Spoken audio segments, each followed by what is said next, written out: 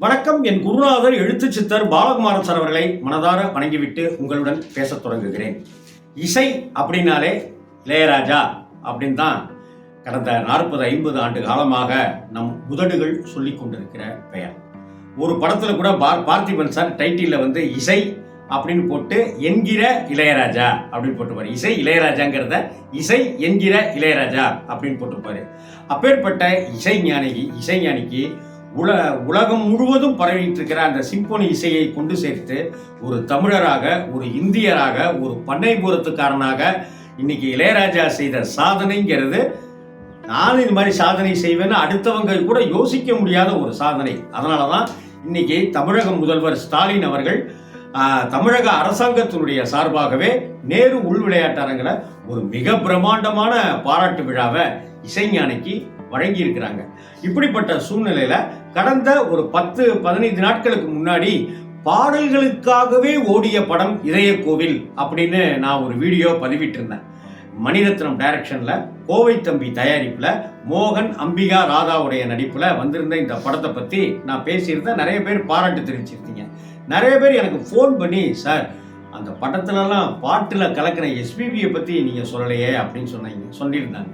எஸ்பிபியை பற்றி அந்த மொத்தமான வீடியோவுக்குள்ளார அந்த எஸ்பிபி சாரை சுருக்கிறதுக்கு நான் தயாராக இல்லாததுனால தான் அந்த இதய கோவில் பாட்டுக்காகவே ஓடிய படம் இல்லையா, இசைக்காகவே ஓடிய படம் இல்லையா, அதில் எஸ்பிபி அவர்களுடைய ஜாலங்களை இந்த இதில் சொல்லணும் அப்படின்னு தனியாகவே பேசணும் அப்படின்னு ஆசைப்படுறேன். கரெக்டு தான். 40 ஆண்டுகளை தொட்டிருக்கிற இதய கோயில் அப்படிங்கிற திரைப்படம் இசைக்காகவே ஓடிச்சு, பாட்டுக்காகவே ஓடிச்சு அப்படின்னா அதற்கு இசைஞானி இளையராஜா முதல் காரணம். அந்த பாடல்களை எல்லாம் அப்படி பாடி கொடுத்த பாடும் நிலா திரு எஸ்பிபி அவர்கள் முக்கியமான காரணம். அவருடைய பாட்டு என்னென்னலாம் பண்ணியிருக்கிறாரு அப்படிங்கிற ஒரு சின்ன விஷயங்களை தான் உங்களோட ஷேர் பண்ணிக்கணும்னு ஆசைப்படுறேன் நண்பர்களே. அதில் பார்த்தீங்கன்னா, நான் பாடும் மௌன ராகம் கேட்கவில்லையா, என் காதல் தேவியின் தூங்கவில்லையா. அந்த பாட்டில் பார்த்தீங்கன்னா பிரமாதமாக இருக்குங்க. அந்த சோகம், அந்த பாடகனுக்கு ஏதோ ஒரு சோகம், பாடுறதுக்கு பாடாமல் இருக்கிறான். எல்லாரும் எந்திரிச்சு போகிறாங்க. அந்த சமயத்தில் அந்த மேடையே டார்க்காக இருக்கும். அப்போ போயிடுவாங்க ஆடியன்ஸ் எல்லாம். பாடும் மௌன ராகம், நான் பாடும் மௌன ராகம் கேட்கவில்லையா, டக்குன்னு அப்பதான் இசை ஆரம்பம். என் கார் அப்படின்னும் போது ஆடியன்ஸ் எல்லாம் இப்படி ஒரு பாட்டுங்க அது. உன்னை கண்டு தென்றலும் நின்று போனதுண்டு, உன்னை காண வெண்ணிலா வந்து போனதுண்டு. என்ன வரிபாடு, வைரம். ஏன் தேவி இன்றும் நீ என்னை கொள்கிறாய், முள் மீது ஏனடி தூங்க சொல்கிறாய். டக்குன்னு ஐபிஜி பேர் எஸ்பிபி. உன்னை தேடி தேடியே எந்த நாவி போனதே, கூடுதானே இங்கு வாழுது, கூடுதானே உயிரை தேடுது. நான் பாடும் மௌன ராகம் கேட்கவில்லையா. பொன்முடுவார் மனுஷன். அந்த துக்கத்தினுடைய மொத்தத்தையும் நமக்கு கொடுத்து நம்ம பாரத்தை அப்படியே கனமாக்கிறார், மனசு அப்படியே பாரமாயிடும். அப்படி ஒரு பாட்டு தான் இந்த நான் பாடும் மௌன ராகம்ங்கிற பாட்டு. ஃப்ளாஷ்பேக்ல ஒரு பாட்டு. அம்பிகா இருப்பாங்க, கிராமத்துல மோகன் இருப்பாரு. மோகன் அதுக்கப்புறம் தான் கௌரி சங்கர் அப்படிங்கிற ஒரு பெரிய பாடகரா வருவாரு. கிராமத்துல இருக்கும்போது ஒரு பாட்டு.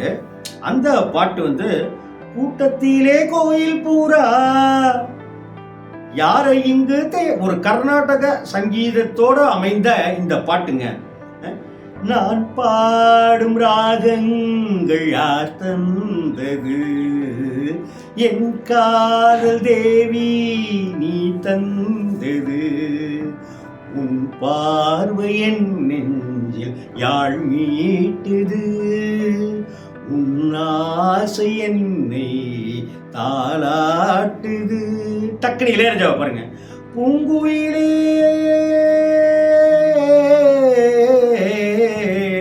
பூங்குயிலே உந்தன் பாதையிலே ஆனந்தத்தின் பொழிவேன், பாவை உன்னை எண்ணிக்கொண்டு பாதை எங்கும். எப்படி வரிகள் பாருங்க. அதாவது என் ஆசை உன் ஆசை என்னை தாளாட்டுது, பூங்குயிலே பூங்குயிலே உந்தன் பாதையிலே ஆனந்த தேன் பொழிவேன், பாவை உன்னை எண்ணிக்கொண்டு பாடுகின்றேன் பாடல் ஒன்று, நெஞ்சுக்குள்ளே நீயும் வந்து வாழ்கின்றாய் கோவில் கொண்டு, ஆனந்த மேடையில் பூவிழி ஜாடையில் 1000 காவிய நாடகம் ஆடினேன் என்னது என் மனமே, கூட்டத்திலே கோயில் பூரா. என்ன பாட்டுங்க! ஐயோ, இதய கோயில் வந்திருந்த சமயத்துலலாம், இதய கோவில் வந்த சமயத்துல 2 நடந்துச்சு. ஒன்று, ஞாயிற்றுக்கிழமை புதன்கிழமை சந்தைங்க அங்கே போய் இதய கோயில் பாட்டு புத்தகத்தை வாங்க ஆரம்பித்தாங்க ரசிகர்கள். 2வது, கொஞ்சம் காசு கூட இருக்கிறவங்க இதய கோயில் கேசட் கொடுங்க அப்படின்னு வாங்கினாங்க. 3வது, அந்த காலத்தில் மியூசிக்கல்ஸ் கடைகள் ரொம்ப பிரபலங்க. போய் பாட்டு நமக்கு தேவையான பாட்டை பதிவு பண்ணலாம். எனக்கு தெரிஞ்ச என்னுடைய நண்பன் ஒருத்தன் தன்னுடைய காதலி மேலே ரொம்ப பிரியத்தோடு இருப்பவன். காதலி மேலே பிரியத்தோடு தானே இருப்பாங்க. அவன் வந்து இந்த பாட்டில் ரொம்ப பிரியத்தோடு இருந்தான். அதனால் ஒரு TDK 60 கேசட் வாங்கி அந்த கேசட்டினுடைய முன்பகுதியில் பாட்டு கேட்கலாங்க. பாட்டு முடிஞ்சிருச்சுனாக்க டக்குன்னு கேசட்டை எடுத்து பின்பகுதியை போடணும், பி சைடு போடணும். அந்த காலத்துலலாம் டக்குன்னு அந்த ஏ சைடு பி சைடு ஃபுல்லாகவே ஒரு கேசட்டு முழுக்கவே இந்த பாட்டை பதிவு பண்ணி வச்சிருந்தான். எந்த பாட்டு? இதயம் ஒரு கோயில் அதில் உதயம் ஒரு பாடல். இந்த பாட்டு வந்து இசைஞானி இளையராஜாவும் பாடியிருப்பாரு, நம்ம SPB சாரும் பாடியிருப்பாருங்க. அப்படிப்பட்ட ஒரு பிரமாதமான பாட்டு அது. இந்த இதுல ஆத்மராகம் ஒன்றில்தான் இளையராஜா எப்படி போடுவார்? இளையராஜா பாடுறது ஆத்மராகம் ஒன்றில்தான் ஆடும் உயிர்கள் என்றுமே அப்படின்னு.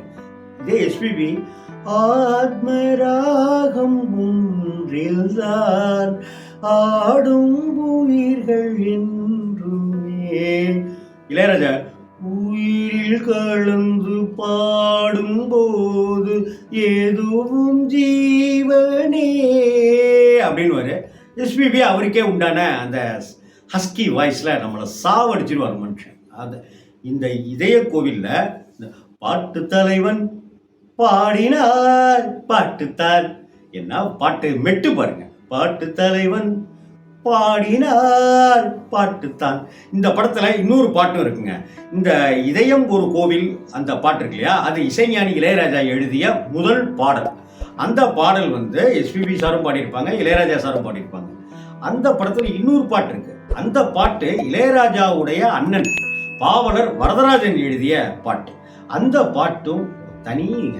இன்னும் சொல்லப்போனால் அந்த பாட்டினுடைய ஒளிப்பதிவு, அந்த பிக்சரைசேஷன், காட்சி அமைப்பு, அவர் சால்வை போட்டுட்டு உட்கார்ந்துருக்கிறது, அந்த மணல் தீட்டு, இது எல்லாமே ஒரு சால்வை ஒரு சோகத்தை கொடுக்கும், இருட்டு ஒரு சோகத்தை கொடுக்கும், நிலா ஒரு சோகத்தை கொடுக்கும், அந்த மணல் தீட்டு ஒரு சோகத்தை கொடுக்கும், அந்த பாட்டு இன்னுமான சோகத்தை கொடுக்கும். வானுயர்ந்த சோலையிலே நீ நடந்த பாதை எல்லாம் நான் இருந்து வாழுகின்றேன் நானும் உன்னைத்தேன். அந்த ஹம்மிங் ஆரம்பிப்பாருங்க. இந்த எனக்கு தெரிஞ்சு MS விஸ்வநாதனுக்கு பிறகு ஹம்மிங்ல வந்து ஒரு விதமான ஒரு சந்தோஷத்தையோ அல்லது பெரும் வலியையோ கொடுக்கக்கூடியது இளையராஜா சாருடைய ஹம்மிங் தான். இதில் அப்படின்னு ஒரு ஹம்மிங் ஒன்று ஃபீமேல் வாய்ஸில் வரும். அதே போல் குயில் சத்தம் ஏதோ நம்ம வீட்டுக்கிட்ட கேட்குற மாதிரி ஒரு சத்தம். அந்த குயில் சத்தம் ஆன்ற ஃபீமேல் வாய்ஸு, அந்த சலங்கை சத்தம்,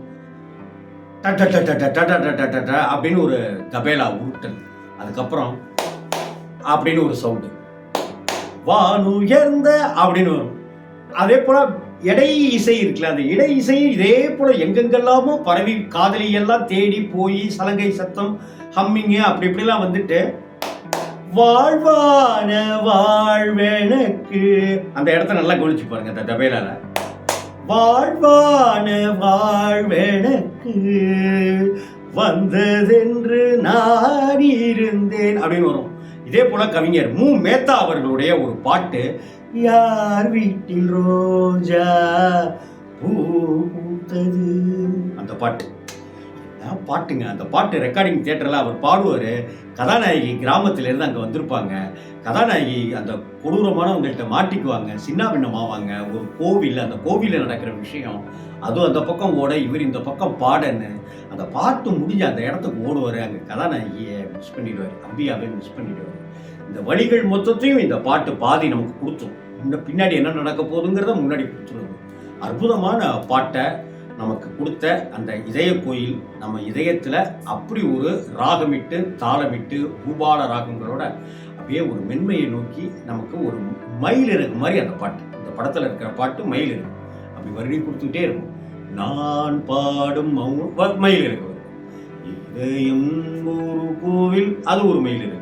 இப்படி மயிலிறகு பாடல்களை தந்த இதய கோவில் இசைஞானி இளையராஜா, எஸ்பிபி சார், இதெல்லாம் எப்படி மறக்க முடியும்?